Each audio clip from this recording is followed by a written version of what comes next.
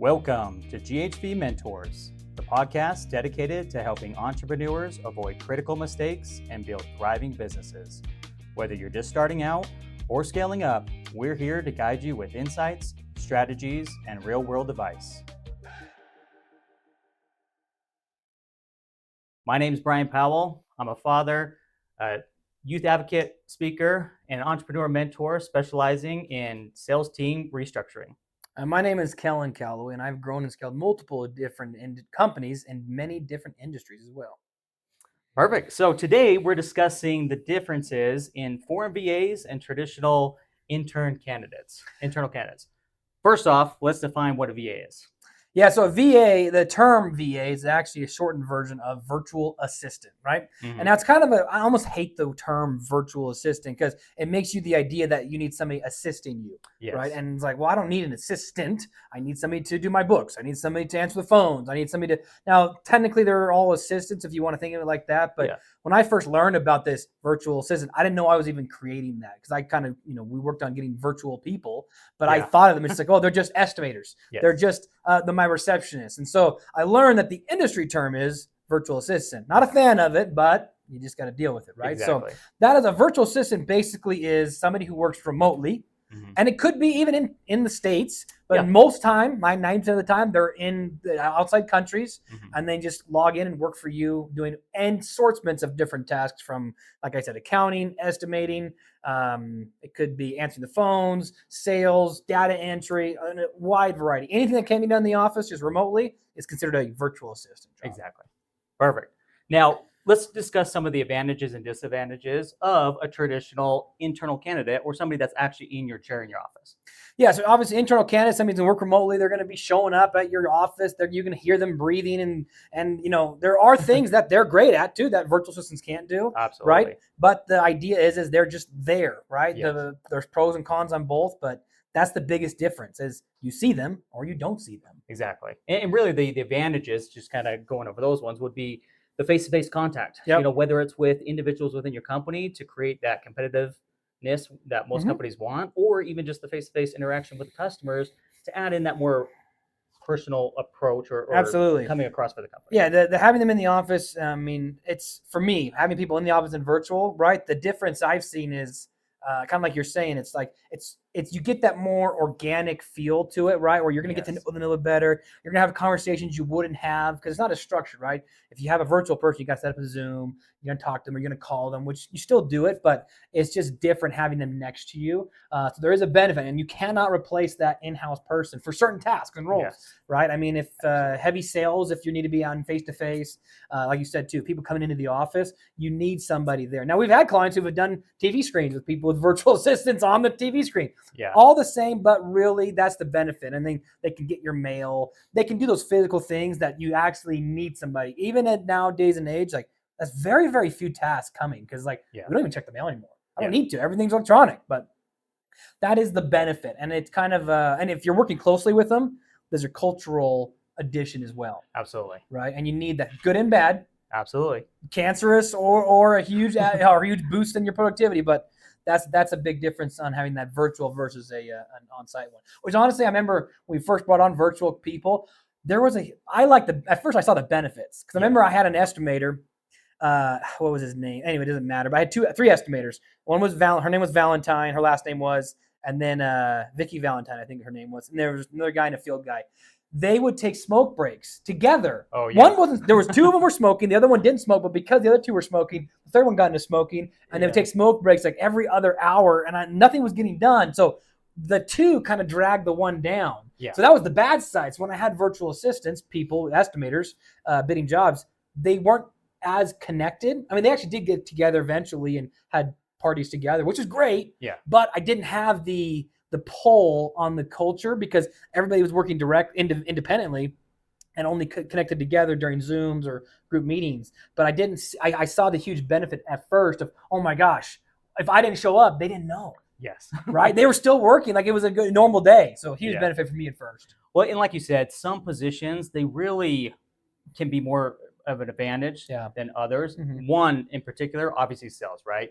Having sales, like multiple sales agents or multiple sales reps in the same environment really creates that competitive edge as far as, Yeah. when one gets a sale, Mhm. man, now you have the ambition and the drive to be like, Yeah. I want to be, right up there with them. So Mhm. really identifying which ones kind of stand out And more they than feed off others. each other, right? Oh, They absolutely. feed up, and it's feedback too. It's like, hey, I was listening in on your conversation because he was we feed that in our offices, Oh, yeah. right? It's like, Learning. I was learning. Learning from each Yeah, other. we just learn from each other. Where if you're virtual, you don't get that. We've been able to create a culture of competition, but it was a learning curve. Yes. How to do that, but that's the benefits. Like I was in my meeting, I was reading an email, and I just heard Brian's giving. I'm like, hey, give me some feedback real quick, right? Yeah. So that's the benefit. Obviously, the disadvantages are costs. Man. Yes. Oh my gosh. Well, especially since COVID, how Oh, yeah. inflation's gone through the roof, hourly wages have gone through the roof. I mean, it's so much more expensive for a company to have somebody in that Yeah. chair. And then also with, not to really dog on this next generation, but they do have a lot more expectations Yeah. so early on in the company, whereas some of our generations, it's more of we understood, like you had to grind, you had to build, you had to show your worth before you could even expect anything. Right, absolutely. And the beautiful part about these virtual assistants, because they come from these almost third, second world companies, right? I mean, third world countries, they aren't, like you said, they're almost grateful for this opportunity. Absolutely, yes. And at least here at Go Hire Virtual, we actually pay them in their wages, benefits, taxes locally, so they can finally dig themselves out of the generational dooms of the low wages. So they've been able to improve themselves. So they're much more grateful. We've seen a huge intake in their abilities to just grow as a company. So that's what I really like about that.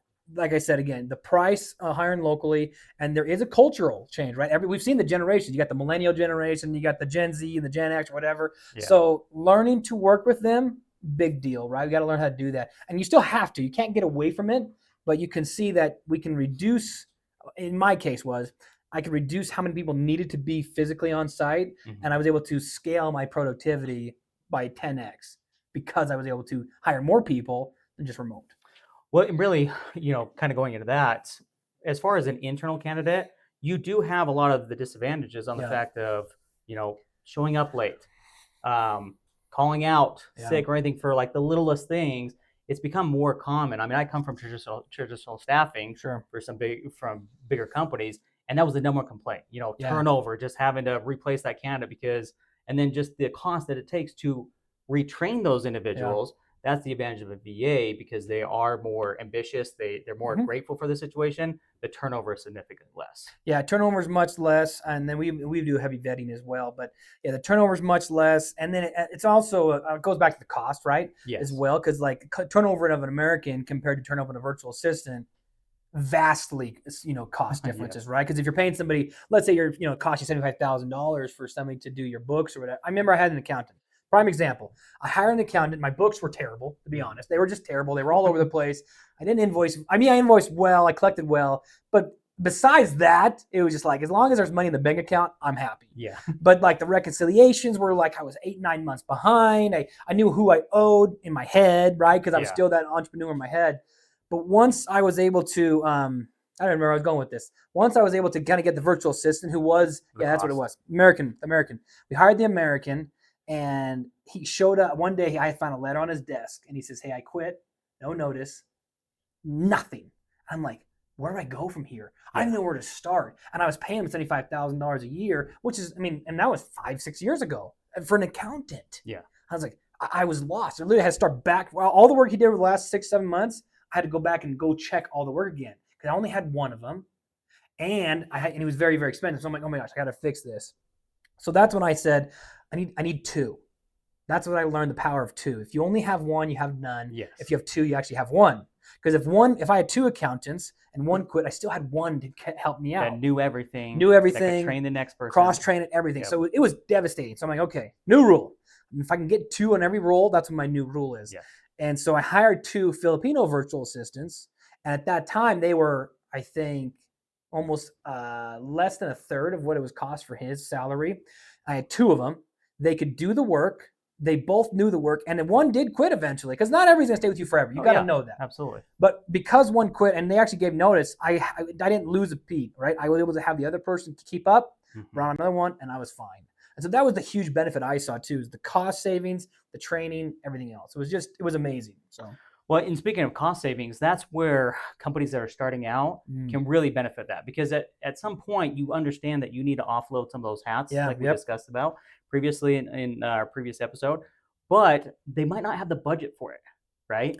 To bring somebody in. Yeah. So I literally just got off the phone at lunch, right? I was talking to one of my cousins. He runs a consulting business for dairies. He buys and sells grains and hay and agricultural, and he does very, very well. Like he has the budget, but he still has a hard time letting go of tasks. I'm like, I was on the phone with him, I'm like, dude, like you need a virtual assistant so bad. He's like, oh, I know. But like, all of his doubts. I'm like, but could they like do everything? I'm like, well, what are you doing right? I'm saying, I said, who pays your rent? He said, honestly, right now, I'm writing a check to pay the rent on my office. I'm like, how much are you making per hour? If you were to figure, and I think he was doing about $500,000 a year. Now, it's not a lot of money, but when you have no overhead, it was, I think, good margins. I think he was taking home about 400. So he's like, I'm taking home 400 and I'm paying my own rent. I'm like, dude, if this isn't a sign, if this isn't a sign, your hourly rate's probably a couple thousand an hour. Well, you need to be focusing more on those roles and something else. And then for the small business, I always say the first hire should never be you. Ever. Think about it. Because what do you need to survive on? Right? If you have a good job, a W-2 job that's paying you well and you want to start your own business, never, ever, ever make you the first hire. Because you can make more money working in your current stream of income and hire out those tasks even to a virtual assistant or a 1099 or something else until the company generates enough revenue to support your massive income. Phil Knight, Nike. Right? He worked at the school as a professor until Nike was doing in the millions, multiple millions of dollars. And he says, maybe I should jump. I don't know. He was still worried, and he was millions of dollars. And that was, what, 80s or something? Yeah. And so I read the biography. It's a great book. You should read it. It's called The Shoe Dog. But anyways, he talked about even himself, doing millions of dollars of work a year in shoes, would wait until he jumped over. Super budget friendly, super conservative on his costs, because he knew he was the most expensive employee and he should not jump until he could afford it. So anyways, going to that point. No, and that makes sense. I mean, obviously, anytime that you bring on anyone, whether a virtual assistant or an internal, the main reason why you're doing it is you're trying to buy back your time. 100%. Because a lot of the time you're not utilizing your own time of what you're best at. Most time that is growing the business. That's interacting with the customers. So offloading those can really allow you the flexibility to actually focus on growing the business. Absolutely. So another one of my clients, he does import export, and he has salespeople, but he's still the top salesman.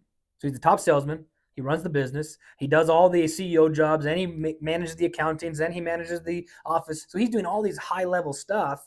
But really, I told him, I says, the best thing for you to do, same thing with the other guy, is, okay, if you are the best at sales and you like sales, and most entrepreneurs who start businesses like the sales side of it, like being with the customers, right? But they're not good at the other stuff, right? And I'm like, if that's what you're good at and you love being the salesman, then be the salesman. And get everything else off your plate. Right? But you got to focus on that, niche down. He wouldn't, right? He still, to this day, he has a hard time with it. And he has virtual assistants, but he still has a hard time letting go of some control. And it's not like there's a big difference between delegating and abdicating. Right? Abdicating is you take it, I'm never going to look at it again. Delegating is you do the task and I will check in on you. And that's a big difference. Check the work. Correct. It's Ronald Reagan, trust but verify. Right?